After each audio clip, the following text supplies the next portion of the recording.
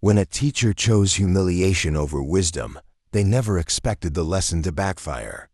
But one student armed with quiet dignity turned the moment into a brilliant triumph. This is the story of an unexpected reckoning.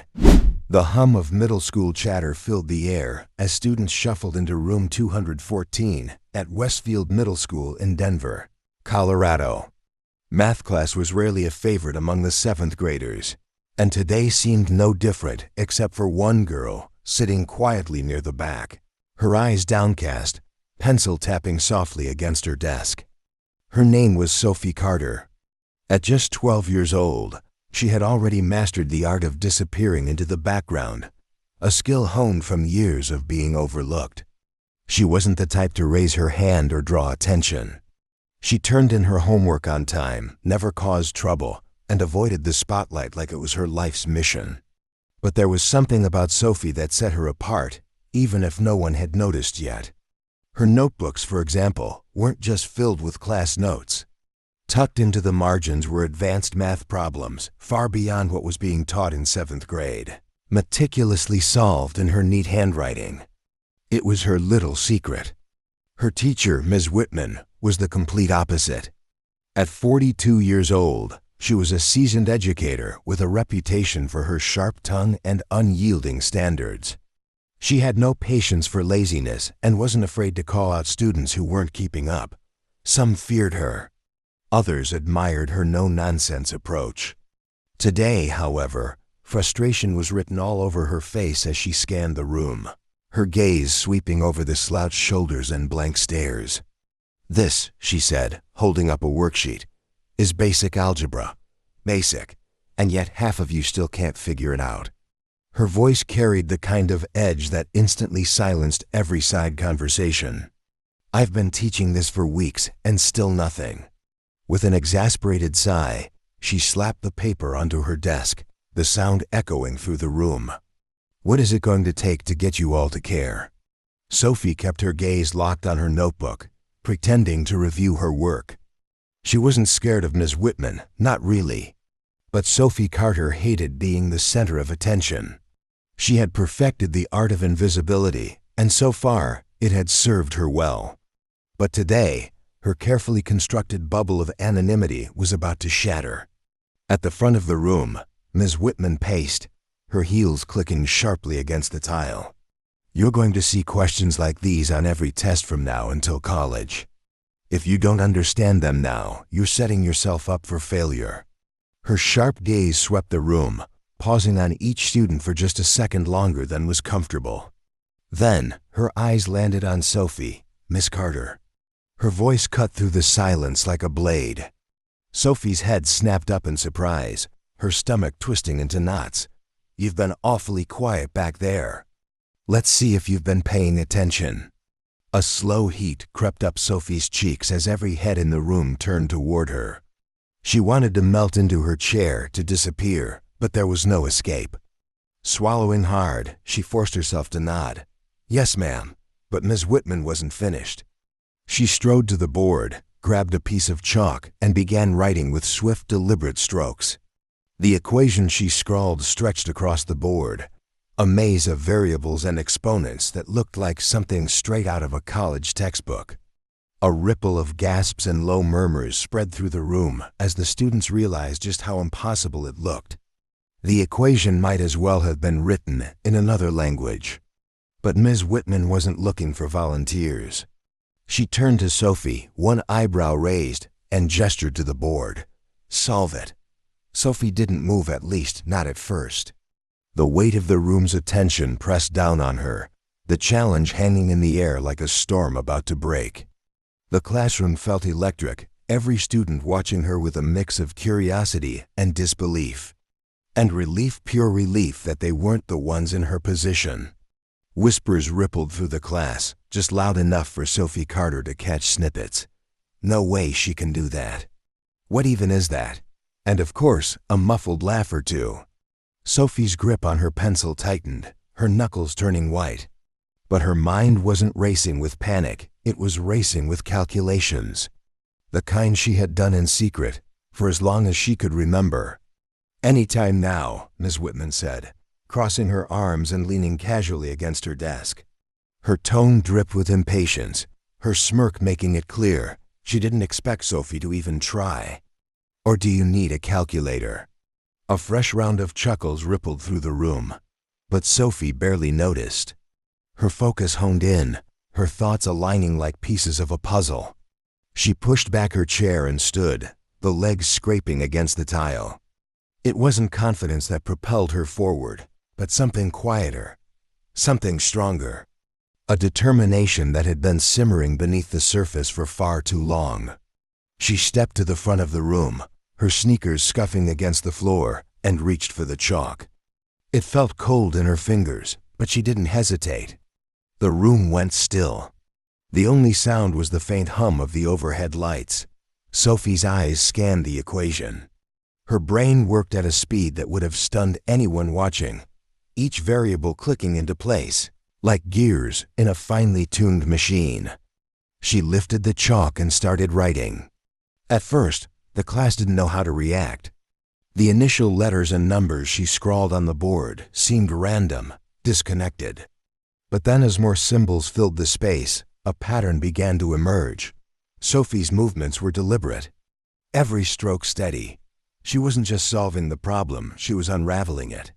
Piece by piece, step by step, breaking it down into something manageable, something that fit together flawlessly. Ms. Whitman's smirk began to fade.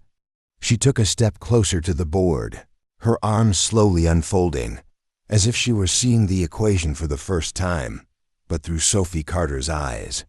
The room was so silent that the sound of chalk against the board was almost deafening. By the time Sophie reached the halfway point, the whispers had vanished. Now every eye in the classroom was glued to the board, darting between the unfolding solution and Sophie's face. She was calm, focused, but not strained. It was as if she had done this 100 times before, because, in some ways, she had. All those nights spent scribbling equations in the margins of her notebooks. All those weekends flipping through college-level math books she had found at the library. It had all led to this moment. Ms. Whitman cleared her throat, trying to mask the shift in her composure. "That's interesting," she muttered. But the waver in her voice betrayed her surprise. Sophie didn't respond. She didn't even look up. She was in her own world, now a place where numbers weren't intimidating but thrilling. The final stretch of the equation required multiple steps, each more intricate than the last. Sophie paused not out of uncertainty, but to double-check her work. Then, with a few swift movements, she wrote the final answer, circled it, and stepped back. The board was filled with her handwriting, a maze of numbers and symbols that, somehow, made perfect sense. She turned to face the class, her hands dusted with chalk, her breathing steady. Ms. Whitman stood frozen, her eyes scanning the board, tracing the equation with her finger, muttering under her breath as she checked each step. Finally, she stepped back. Her expression was unreadable, but the silence that followed wasn't just from Ms. Whitman. It was from the entire class as they struggled to process what they had just witnessed. At the front of the room, Sophie Carter stood motionless, her chalk-stained hands hanging loosely at her sides. Her heart pounded in her chest, but her face betrayed none of it. She scanned the room, catching glimpses of wide eyes and slack jaws. No one was laughing anymore. Ms. Whitman remained at the board, her gaze locked onto Sophie's work. She traced each line with her finger, pausing occasionally as if searching for an error. But there was none. The silence stretched, thick and unbroken, until finally Ms. Whitman turned to face her. "How?" she started, her voice softer than anyone had ever heard it. She stopped herself, shook her head slightly, as if trying to process what had just happened. "How did you know to do that?" Sophie shifted on her feet. She didn't like the spotlight, but she wasn't about to downplay what she had just done. "I've been studying," she said quietly, her voice barely above a whisper. "It made sense once I broke it down." Ms. Whitman stared at her, a flicker of disbelief still lingering in her eyes. "Studying on your own?" Sophie nodded. "I like math." A ripple of murmurs spread through the classroom. Some students exchanged stunned glances. Others whispered behind cupped hands. No one had expected this. Not from Sophie, the girl who had spent years fading into the background. But it wasn't just the students who were struggling to make sense of the moment. For Ms. Whitman, a teacher who prided herself on recognizing potential, it was a stark realization. She had missed something extraordinary. She had underestimated a student whose brilliance had been hiding in plain sight.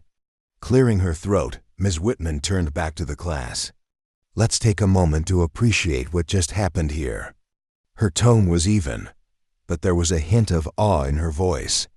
Sophie didn't just solve this problem, she did it in a way that demonstrates a level of understanding far beyond what's expected at her age.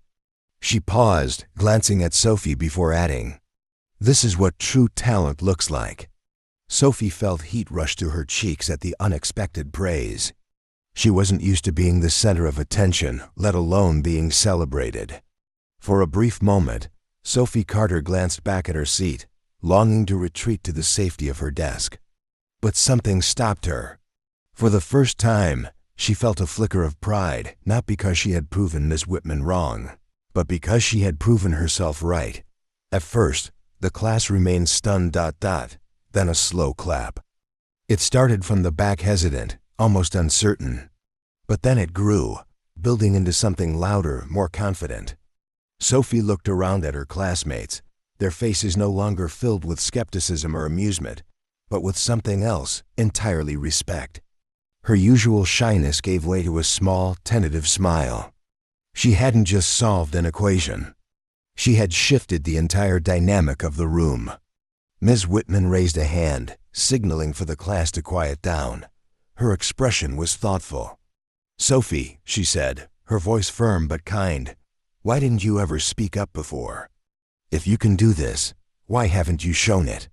Sophie hesitated. How could she explain it? How could she put into words the fear of standing out, the comfort of being invisible? Finally she murmured, "I didn't think anyone would care."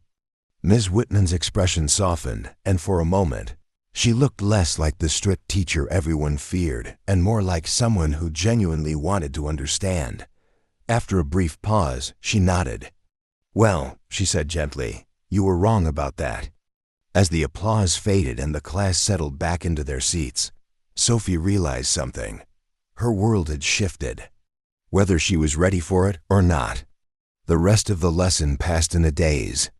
Ms. Whitman attempted to continue teaching, but the energy in the room had changed, charged with an unspoken sense of awe and curiosity. Sophie sat quietly at her desk, instinctively trying to fade back into the background. But the whispers made that impossible. "That was insane," a boy muttered to his friend, shaking his head in disbelief. "She's like a genius or something." The whisper came from the middle of the room, barely audible, but filled with awe. "She made it look so easy," another girl murmured, sneaking a glance at Sophie Carter. "I didn't even know she could talk, let alone do that." Sophie heard every word, her cheeks burning despite herself. She wasn't used to attention, let alone admiration. Part of her wanted to shrink back, to fade into her quiet corner again. But another part, a small growing part, felt something new. Pride, validation. For once, she wasn't being ignored. Meanwhile, Ms. Whitman couldn't stop glancing at Sophie. She had always prided herself on spotting hidden potential in her students. But she had missed this entirely. Sophie's quiet brilliance had been right in front of her, and she had never seen it. That realization gnawed at her. The bell rang, cutting through the weight of the moment. Students began shoving notebooks into backpacks, chairs scraping against the floor, the usual end-of-class chaos. Over the noise, Ms. Whitman's voice rose. "Sophie, can you stay for a moment?" A fresh wave of murmurs rippled through the room. Students threw each other curious glances, their eyes darting between Sophie and Ms. Whitman. As they filed out, a few snuck one last look at Sophie before disappearing into the hallway. She stayed seated, her fingers gripping her notebook as if it were the only solid thing in the room. When the last stragglers had gone, Miss Whitman walked over. The usual commanding presence she carried had softened into something else, something gentler. She perched on the edge of her desk, folding her arms, her gaze steady. "I owe you an apology," she said, her tone unusually sincere. Sophie blinked. "An apology?" Ms. Whitman nodded. "I underestimated you. I assumed you were just coasting along. But I was wrong. You're extraordinary, Sophie. And I'm sorry I didn't see it sooner." The words hung in the air, weighted with meaning. Sophie wasn't sure how to respond. No teacher had ever spoken to her like this before, not as just a student, but as a person. Ms. Whitman continued, her voice gaining confidence. "You have a gift, Sophie. And it's not just about solving equations, it's the way you think, the way you approach problems. That's something rare, and it's something you shouldn't hide." Sophie looked down at her hands, her fingers tracing the edges of her notebook. I didn't think it mattered." Ms. Whitman's response was firm, unwavering. "It matters, Sophie. It matters a lot. And I want to help you, if you'll let me." She paused, then added, "There are programs, competitions, opportunities that could truly challenge you, push you, help you grow. If you're interested, I'll make sure you get there. I think you'd be amazing." Sophie Carter's heart raced. The idea of stepping out of her comfort zone, of embracing this part of herself, was terrifying. But it was also thrilling. She looked up at Ms. Whitman, seeing her not as the intimidating teacher she once feared, but as someone who genuinely believed in her. "I'll think about it," Sophie said quietly, a small smile tugging at her lips. Ms. Whitman smiled back. "That's all I ask." As Sophie left the classroom, clutching her notebook tightly, she couldn't shake the feeling that something inside her had shifted. For the first time, she wasn't wondering what she could hide, but what she could become. She walked down the hallway, her mind spinning. The murmur of students heading to their next classes faded into the background as she replayed the moment again and again. The chalk in her hand, the stunned silence, the applause. It all felt like a dream. For so long, she had kept her talents hidden, unsure of how they would be received. But now, for the first time, she let herself imagine a future where she didn't have to stay invisible. The rest of the day was a blur. At lunch, classmates approached her, some shyly asking how she had done it, others simply congratulating her. It was strange, being noticed. But it wasn't as scary as she had always thought it would be, if anything. It felt good. That evening, as Sophie sat at the kitchen table with her parents, she hesitated before speaking. They were used to her quiet nature, often worrying she wasn't reaching her full potential. But tonight, she told them everything. How Ms. Whitman had challenged her. How she had solved the impossible equation. How the class had reacted. And as she spoke, she watched their faces light up with pride. "You've always been capable of amazing things," her mom said, squeezing her hand. "I'm so glad the world is finally seeing what we already know." Her dad smiled. "This is just the beginning, Sophie.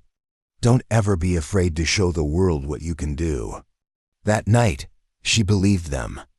Sophie Carter opened her notebook and stared at the blank page in front of her. For once, it didn't feel like a space for secrets. It felt like a space for possibility. She picked up her pen and began to write, not just equations, but ideas, goals, dreams. What if she entered one of the competitions Miss Whitman had mentioned? What if she didn't stop there? The thought both scared and excited her. But she knew one thing for sure. She didn't want to go back to hiding. Sophie's story isn't just about a single moment of victory in a classroom. It's about something bigger, a reminder that within each of us lies undiscovered potential, waiting to be recognized. Far too often, we let others or even ourselves convince us that we're not enough. But sometimes, all it takes is one challenge, one moment of courage, to reveal the strength that's been there all along. No matter who you are, a student, a teacher, a parent, or just someone trying to find their way, Sophie's story is a call to action. Don't let fear or doubt hold you back. Don't let the world decide your limits. And most importantly, never underestimate the power of stepping forward, even when it feels impossible. So what's your hidden talent? What's that dream, that skill, that passion you've been tucking away, afraid to show the world? Maybe it's time to take that first step, to pick up the metaphorical chalk, and start writing your own story. If this story resonated with you, let us know by liking the video, sharing it with someone who needs to hear it, and subscribing for more inspiring stories. Your support means everything, and we can't wait to bring you more tales of resilience, courage, and discovery. Thank you for watching. And as you close this video, take a moment to ask yourself, what's stopping you from showing the world what you can do?